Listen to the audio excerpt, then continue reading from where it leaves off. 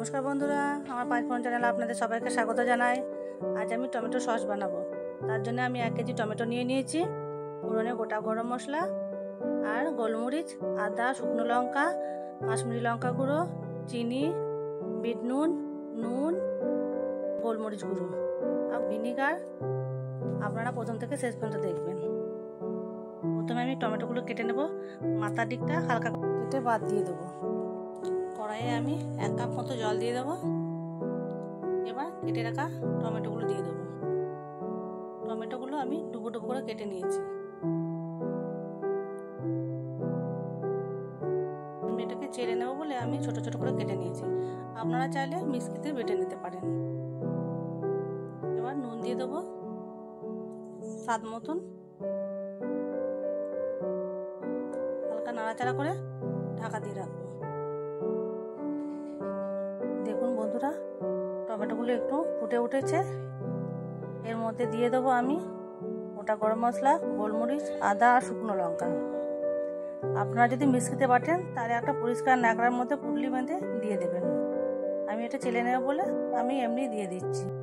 বন্ধুরা, বাজারে তো এখন টমেটো সস্তা হয়ে গেছে। আপনারা চাইলে বাড়িতে এরকম খুব সহজেই টমেটো সস বানিয়ে নিতে পারবেন। নাড়াচাড়া করে আবারও ঢাকা দিয়ে রাখবো যতক্ষণ না টমেটোগুলো সেদ্ধ হয়ে আসছে। ঢাকা খুলে একবার নেড়ে নেব। দেখুন বন্ধুরা, টমেটোগুলো খুব সুন্দর সেদ্ধ হয়ে গেছে। এবার এটাকে ভালো করে হাতার সাহায্যে ম্যাশ করে নেব।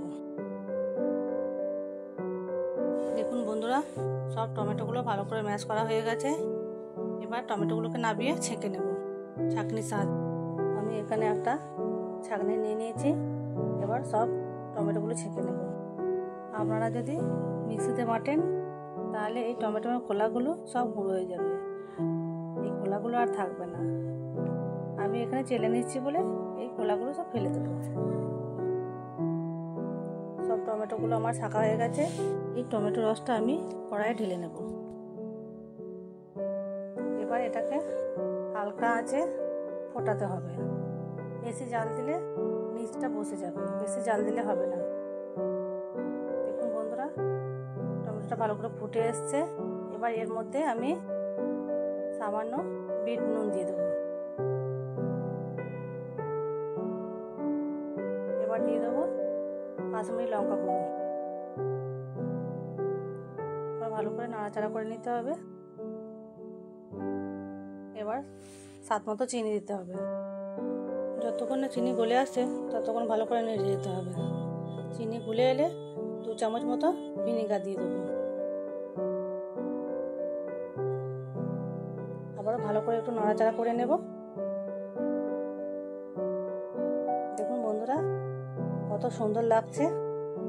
অনেকটা জলগুলো কমে এসছে। পুরো টমেটো সস রেডি হয়ে গেছে। এবার নামিয়ে নেব। খুব সহজ পদ্ধতিতে বাড়িতে বানিয়ে ফেলতে পারবেন এরকম টমেটো সস।